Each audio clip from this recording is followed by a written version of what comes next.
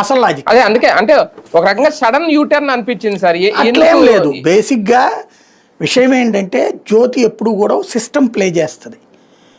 జ్యోతే కాదు, మీరు అదొక ఎకో సిస్టమ్. అవును అవును. ఇప్పుడు కొంతమంది అధికారులు మొన్న జగన్ని తిట్టిపోశారు, వాళ్ళు ఇప్పుడు బాబు గారి ప్రభుత్వాన్ని విమర్శిస్తున్నారు. ఎలక్షన్స్ టైంకి వచ్చేటప్పటికి విధ్వంసకారులతో పోల్చుకుంటే ఈయనే బెటర్ అని ముందుకు వస్తారు వాళ్ళు. అలా ముందుకు రావాలంటే కొంత బ్యాలెన్స్ మెయింటైన్ చేయాలి వీళ్ళు. అందులో ఒకటి, ఇప్పుడు అమరావతి రైతుల కోసం వాళ్ళ సమస్యలు అంతకుముందు తెలీదా? నేను 2016 అప్పటి నుంచి మాట్లాడుతూనే ఉన్నా. ముందు వాళ్ళ జీవితాలు నాశనం చేస్తున్నారు చూడండి నాయన మీరని చెప్పేసి.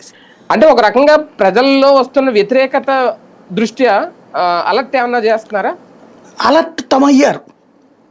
ప్రభుత్వం చంద్రబాబు గారి దృష్టికి తీసుకెళ్తున్నారు, కానీ ఆయన చుట్టూ ఉండే ల్యాబీ పడనీయదు.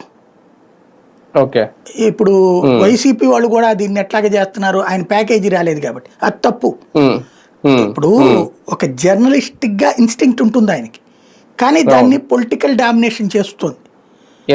కాకపోతే అప్పుడప్పుడన్నా ఇలా రాయకపోతే పూర్తిగా పొగుడుతూ ఉంటే జనం బూతులు తిడతారు, అస్సలు చదవరు.